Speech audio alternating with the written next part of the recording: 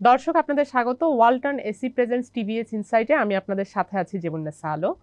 এখন যে কোনো ব্র্যান্ডের পুরাতন এসি বদলে নতুন ওয়ালটন এসিতে উপভোগ করুন 25% ছাড়।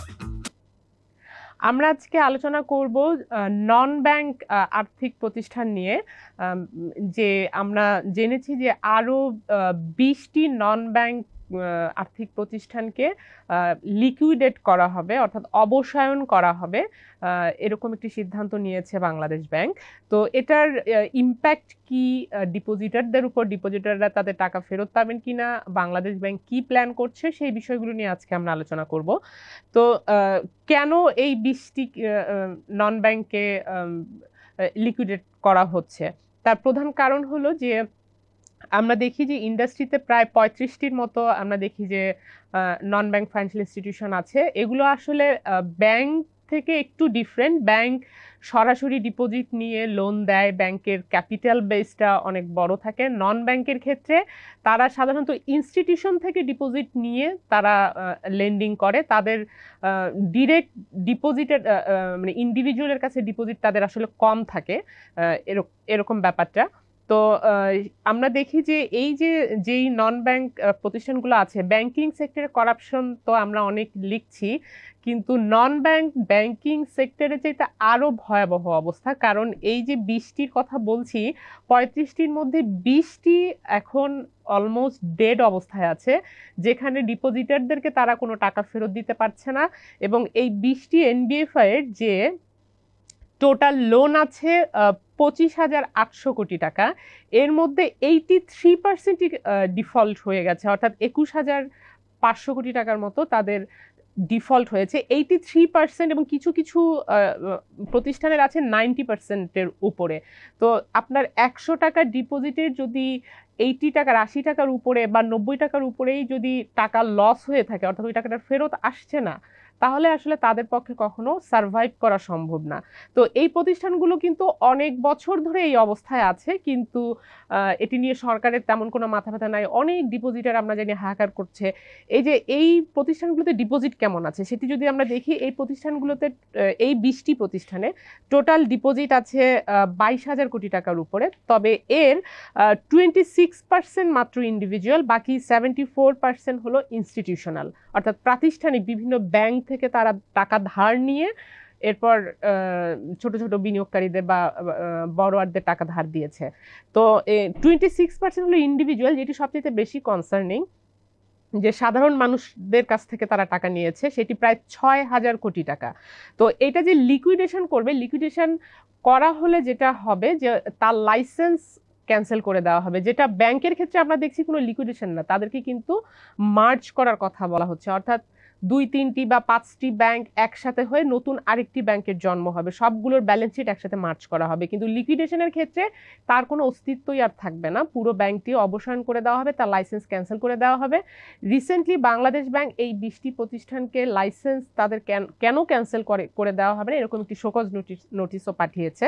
তো এই 20টি প্রতিষ্ঠানের আমরা একটু যদি নাম জানি, সেটি হলো CVC Finance, Bay Leasing, Islamic Finance, Meridian Finance, GSP Finance, হস Finance, National Finance, Industrial and Infrastructure Development Finance Company, IIDFC নামে যেটি পরিচিত, Premier Leasing, Prime Finance, Uttara Finance, Aviva Finance, Phoenix Finance, Peoples Leasing, First Finance, Union Capital International Leasing, Bangladesh Industrial Finance Company যেটি BIFC নামে পরিচিত, first finance, এফএএস finance, এগুলো হচ্ছে এই প্রতিষ্ঠানগুলো।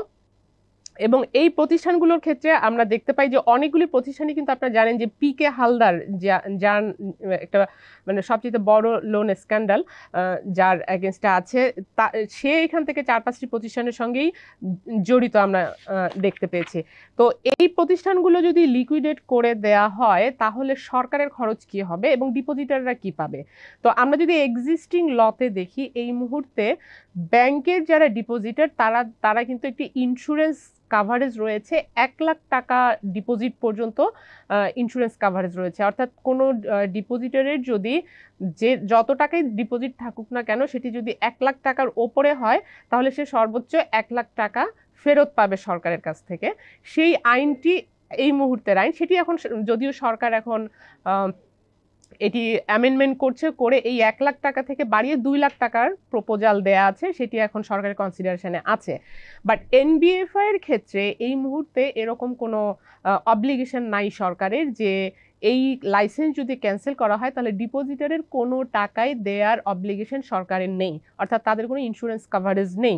তো এই ক্ষেত্রে যদি এখন বাংলাদেশ ব্যাংক যেটা ভাবছে যে এই প্রতিষ্ঠানগুলোকে লিকুইডেট করতে হলে তার প্রায় 10 থেকে 12,000 কোটি টাকা খরচ আছে।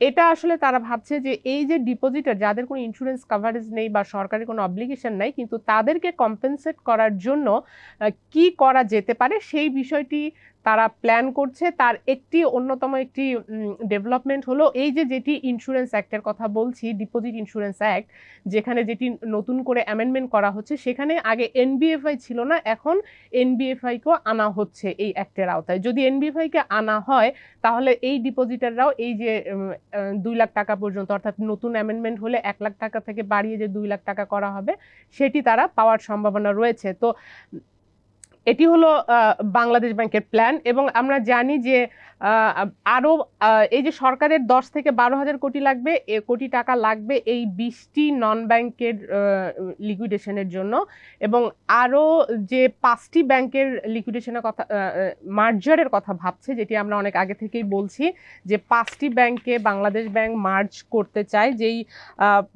যেই 5টি ব্যাংকের নাম আমরা অলরেডি জানি, সেই 5টি ব্যাংকের মার্জার করতে কিন্তু নামগুলো যদি বলি একটু, ফার্স্ট সিকিউরিটি, এক্সিম, সোশ্যাল ইসলামী ইউনিয়ন, গ্লোবাল, এটি প্রাইমারিলি বাংলাদেশ ব্যাংক ভাবছে। এটি কিন্তু ফাইনাল নয়, এর মধ্যে কিছু কিছু ব্যাংক বাদ যেতেও পারে আবার থাকতেও পারে।